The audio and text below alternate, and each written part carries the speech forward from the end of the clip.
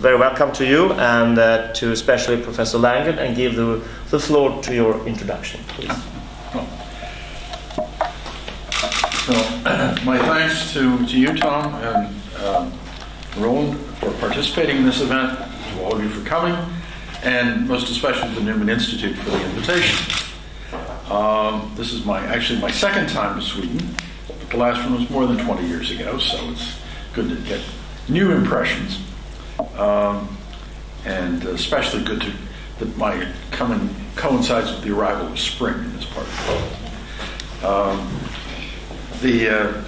There's an old point made about the United States, I think by Gunnar Myrdal, the distinguished Swedish sociologist, that if you start by lining up the nations of the world on a continuum, from the most religious to the least religious, the most religious would be the Indians, the least religious would be the Swedes, and the United States would be a nation of Indians ruled by Swedes. That is a reminder that this is a subject that's likely to be filled with paradox and surprise. I'll say some things about the basic framework within which we're working this year, 2012. First of all, everybody accepts the idea of separation of church and state. Everybody also affirms the free exercise of religion, which is less quoted, but is also part of the Bill of Rights. And everyone expects that will lead to collisions from time to time. We are a country which practices and enjoys the benefits of religious pluralism.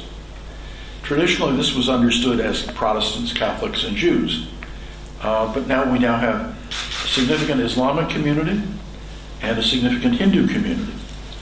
The Islamic community now rivaling in size the Jewish community, and the Hindu community being particularly notable for its high levels of education and income, since it's connected with the high-tech industries on the East Coast and the Bay Area. But we're also a society which, like various societies in Europe, is marked by increasingly vocal attacks on religion in general, so that the opponents of faith are more willing to stake out positions in public and to demand recognition for their point of view. It's also a society which at the present time is marked by a high degree of political polarization. This has been building for a long time, at least since the Republicans took control of the House of Representatives in 1994. And some of it involves the social issues, of which abortion and the status of homosexuals are the most salient and most difficult. But it also involves the federal deficit and the debt, and the whole stance of the country. So American political life is dominated by two great political coalitions, the Republican and Democratic parties, that are in rough balance. Probably the default position is that the Democrats, since they're more aligned with the less well-off, will be more numerous. But it turns out that their level of party discipline is lower, and their connections with various forms of power and influence in the society is less close. So that it's an ongoing struggle. And some of the elections have turned out to be famously close. 2000 in particular, which was eventually decided by the Supreme Court, and Bush was put in over Al Gore. So one of the things that follows from this rough balance of the two great coalitions is that minority groups exercise immense power in this situation. If you have an organization or a cause or a movement that can deliver 2 to 3% of the vote, really deliver it, especially if that is concentrated in major states where the electoral votes, which actually decide the presidential contest, are concentrated. you are in a position to insist that your agenda be adopted by at least by one of the parties. And this has been one of the keys to the success of an organization that makes a lot of Americans uncomfortable, the National Rifle Association. It's also been a very significant factor in the hold which the Israel lobby has on issues that are of particular concern to them. It's also very possible that Latinos will have a very similar kind of hold on the process. Because the Republican Party in particular remembers a situation developing in California in which they alienated the Latino vote and in effect lost control of the state on a long-term basis. At the same time, in the United States, it's never one throw of the dice, because power is diffused through the system. State versus federal, executive versus legislative versus judicial, local factors versus national factors. And that's by design from the framers of the Constitution.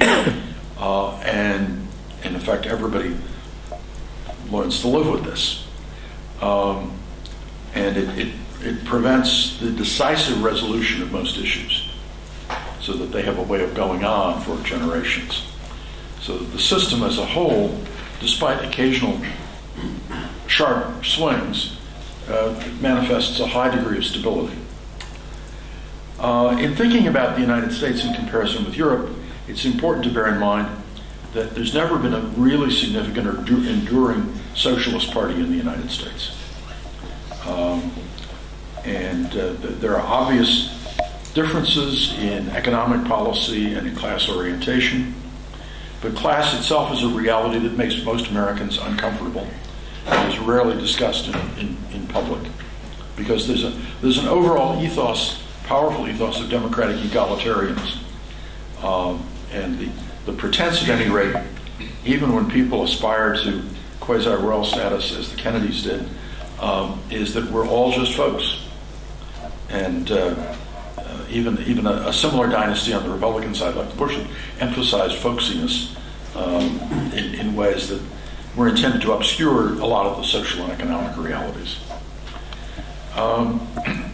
There are also, independent of the parties, movements and ideas which will carry forward and have significant political impact.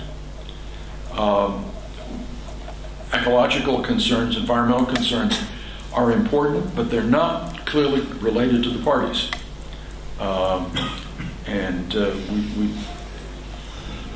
You can probably have some interesting reflections about whether Greens are happy or unhappy with that in the United States, but it's something that they've got to live with. The Tea Party is in principle, at any rate, independent of the Republican Party. And this is a small government anti-tax strategy and anti-deficit strategy. There's also, in the course of American politics and in American religious life, a great deal of regional variation. You have in effect, the Mormon Republic of Utah, and the immense vitality and complexity of California, which, after having long been dominated by Protestants, is now effectively dominated by Catholics. States like Minnesota, where the important religious question is, will the Catholics get along with the Lutherans, which makes it untypical of the United States. And so generalizations will be overturned. There's a maxim of Tip O'Neill, famous Democrat 20 years ago, Speaker of the House, who said all politics is local. And one has to expect that will continue to influence a lot of the high discussions of major political issues. It's also a country that's very dedicated to technological innovation, and we have new forms of campaigning. A great deal of President Obama's victory in 2008 depended on the mastery that his campaign had of ways to use the internet to spread their message and ways of using the internet to raise money. And this changed the campaign financing balance back towards to being moderately favorable to the Democrats, whereas historically it's been favorable to the Republicans. And we'll probably tip back that way relatively soon. There are, in contemporary American life, a number of religious flashpoints. One that has come out in the present election is the relationship between Mormons and evangelicals. Are Mormons Christians in a strict sense or not? A lot of evangelicals would say they're not. And some evangelicals would say much harsher things about Mormons than that.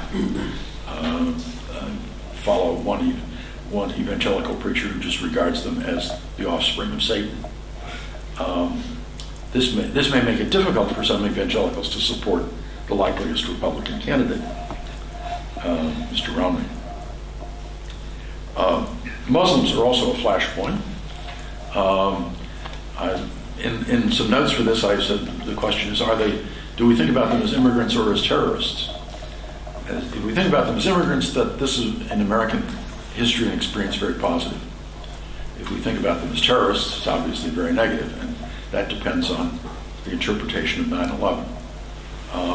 But I think most of the forces in American society, in particular the Catholic Church, incline to the first interpretation, that they should be thought of primarily as immigrants and be treated in a fair and welcoming way. But this is not, there are significant pockets and outbursts of anti-Islamic feeling, and everybody should recognize that that's something that could deteriorate quite rapidly. With regard to the Jewish community, there's an ongoing internal battle between two strands. Jews historically have voted heavily Democratic, and they are in favor of a liberal social agenda. At the same time, they have a clear priority for the security of Israel, and they've made an alliance with a lot of evangelical Christians in favor of giving pretty much unconditional U.S. support to the policies of the Israeli government.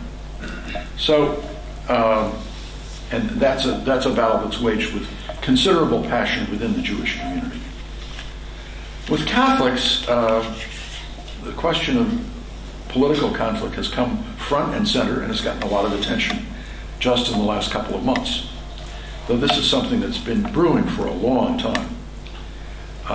The current focus of the debate is on the issue of religious freedom, and in particular where this brings together conflicts between Catholic social teaching, Catholic teaching on sexual morality and American legal norms, and decisions both by the courts and more recently in decisions made in the setting up of the new healthcare legislation.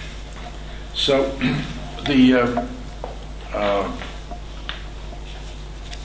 it's important to remember that the Catholic community itself is in the process of transformation. The second largest religious group in the United States are former Catholics. A lot of people have dropped out of the church for a variety of reasons, but the Catholic percentage of the population has remained much the same, about 23% of the population, largely because immigration has increased the Catholic base.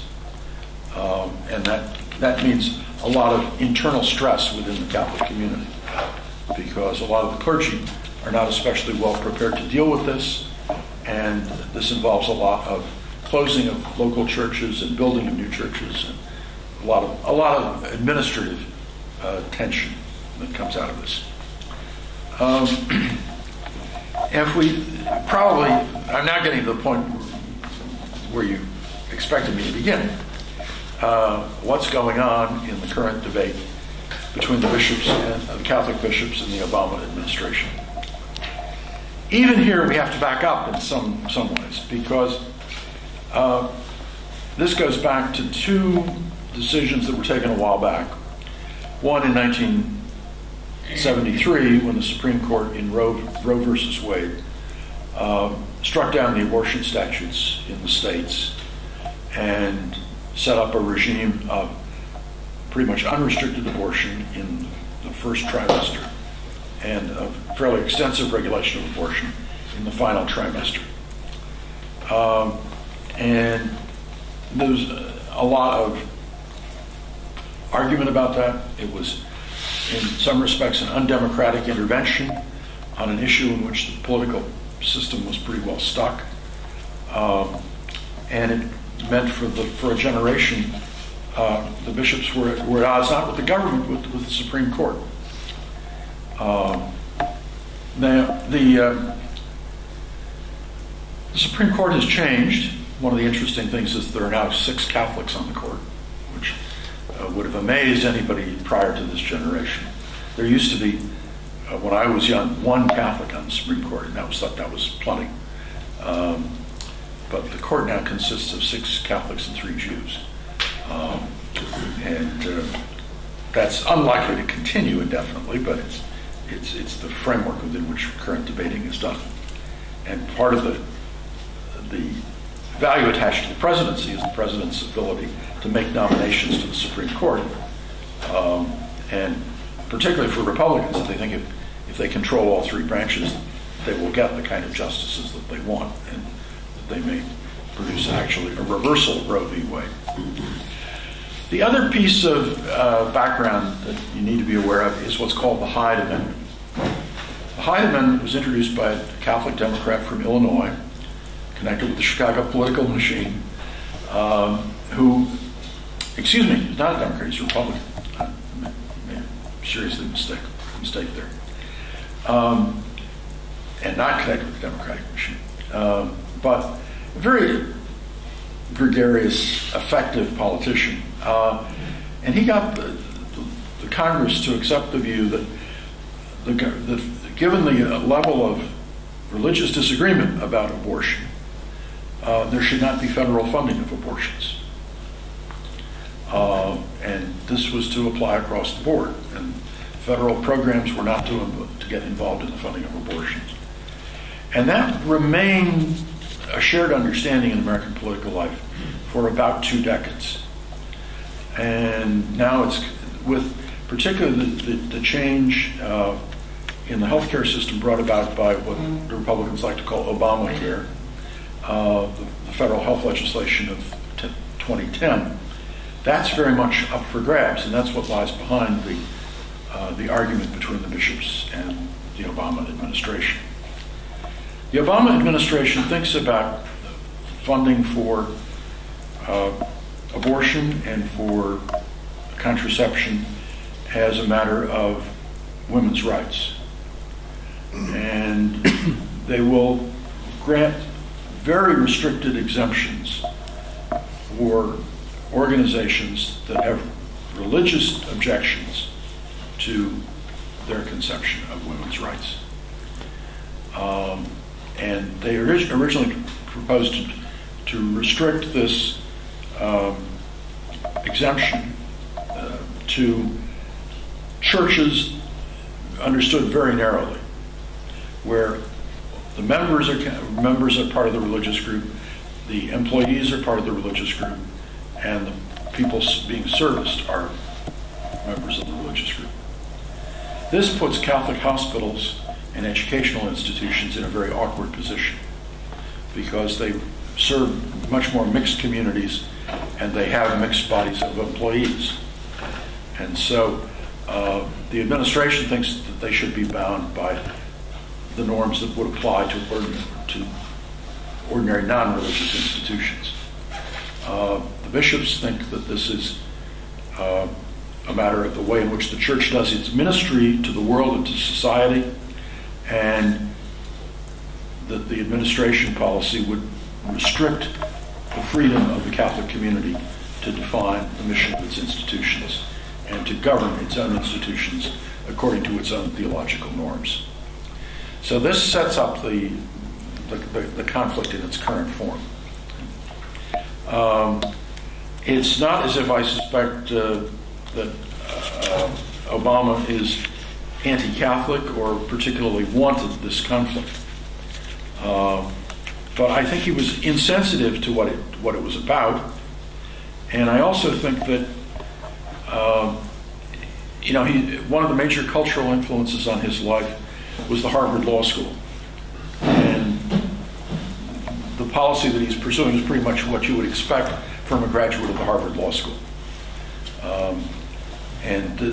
This is a world in which the Catholic institution and Catholic Church is regarded as a somewhat eccentric and unmodern institution, which may do some good things, but which has immense problems and is probably on its last millennium. Okay. The difficulty is not so much about the president himself, because some of the attacks on the president are clearly wide of the mark. I mean, to talk about him as a socialist, Marxist, Muslim, with deep anti-Christian views is simply not true. But there are people like that in the administration. Not so much that they're Marxist or Muslim or whatever, but that they're people that are not comfortable with the presence of institutions of faith in American society.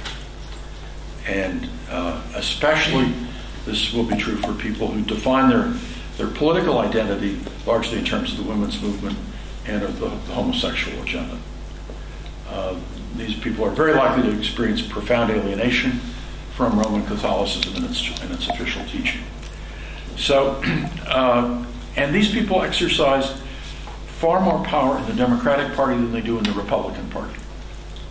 Some of this goes back to the McGovern election of 1972.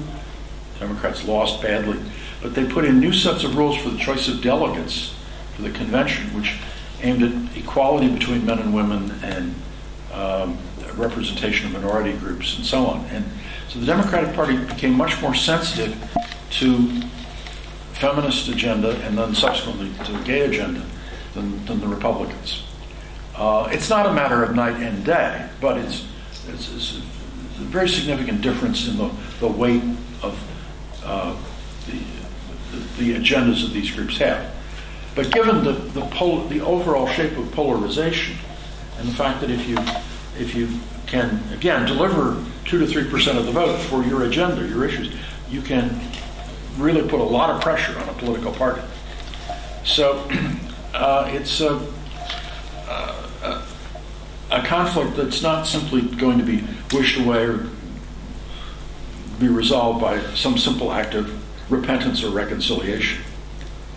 For the bishops, the important thing is the liberty of the church to define itself and its mission, rather than the rights of individuals.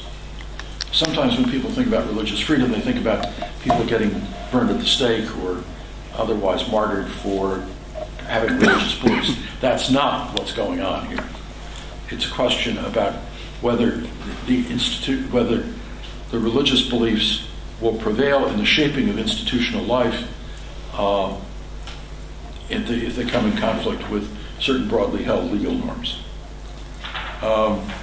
So that a lot of this is a matter of this fine print in federal regulations and whether there will be exemptions to these regulations and so on.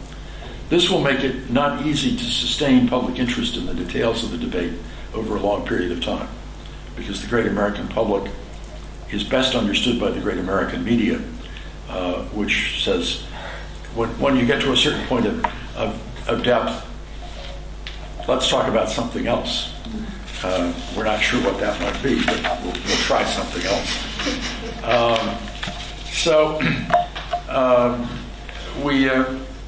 That's my general sketch of how we got to where we are now. We're now the thoughts of Americans are actually moving beyond the Olympics in London, where I'm living right now, moving beyond the Queen's Jubilee, and moving to November, and the conventions which will be held in the late summer, which may yet determine the Republican nominee. And there's uncertainty about how the decisions taken by the bishops to oppose the administration will play out, whether they'll be sustained by the way the voting goes in November or not.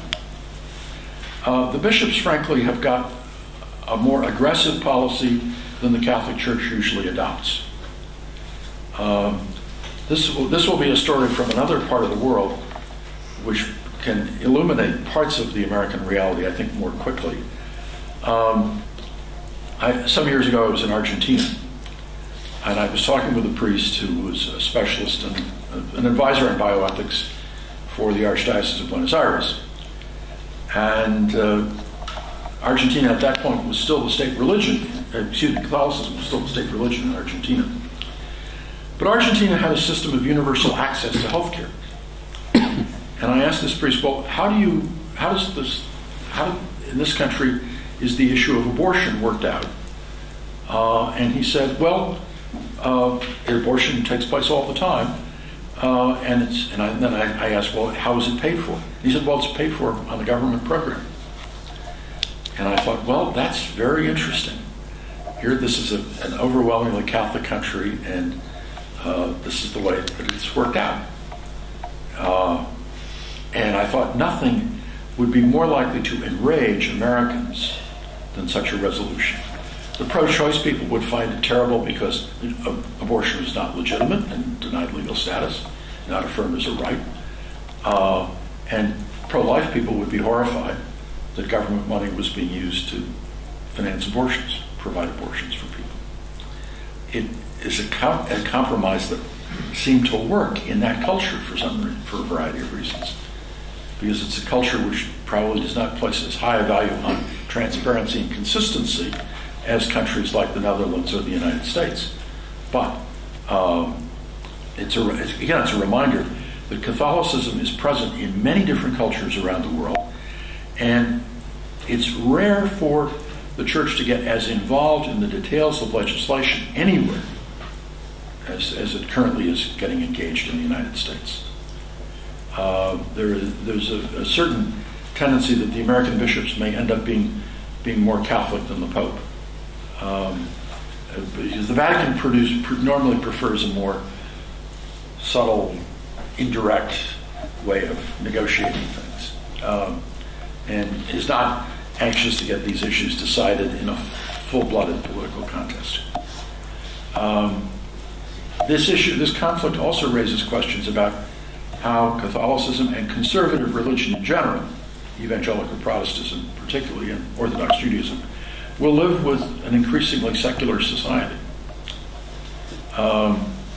Also, how American Catholics will interpret sustained conflict between their church and their government, because America is a somewhat isolationist society in its basic patterns of response. Isolationism as a norm is pretty well dead, but Americans are by and large mostly concerned with America, and that's the way our news programs and media go. That's the way the agenda of public life goes. And Americans tend to think we have a quite exceptional destiny, and we're not inclined to take a lot of advice from Europe or the way that things are done elsewhere, which in effect tells against the point I just made about the dangers of being more Catholic than the Pope. But all of these things I think are true. They're just not compatible with each other. My guess is, where will American Catholicism go? And this is in response to some of the questions that were raised to me earlier. I think basically it will become a more Latin form of Catholicism, with fewer priests and religious, lower levels of observance and commitment, less argument, less public argument and dissent, greater rigidity in following norms from above, and less popular participation. It will also be more comfortable in a state of opposition to the dominant culture. The Democrats, as a political party, will, I think, face serious difficulties because normally Catholic voters have, over the years, tended to vote Democratic by at least 55%. When they don't vote Democratic, the Democrats lose. And the Democrats have mishandled the Catholic vote for a long period of time. I was in a meeting with a group of members of Congress, and Senator Kerry, who lost the 2004 election for president, admitted he's a Catholic and he had not really thought through these issues. He had not read the bishop's letter, which they issue every election year, called Faithful Citizenship. And he said there were actually a lot of things in there that I could have used, but his staff people were not alert to this. And this is a bias within the culture of the Democratic Party, which makes them very awkward and inept in dealing with the Catholic Church. We've got, yes, okay, well, I'm just about ready to wind up. In President Obama, we have, in effect, a very pluralistic individual. A man of African parent, an African father. When I was in Kenya, the comment was, I picked up the comment there that it's easier for a Luo to become president of the United States than to become president of Kenya, which on the fact seems to be clearly true. But also, he's, as I said, a child of the Harvard Law School, child of the son of a very remarkable woman who deeply valued higher education.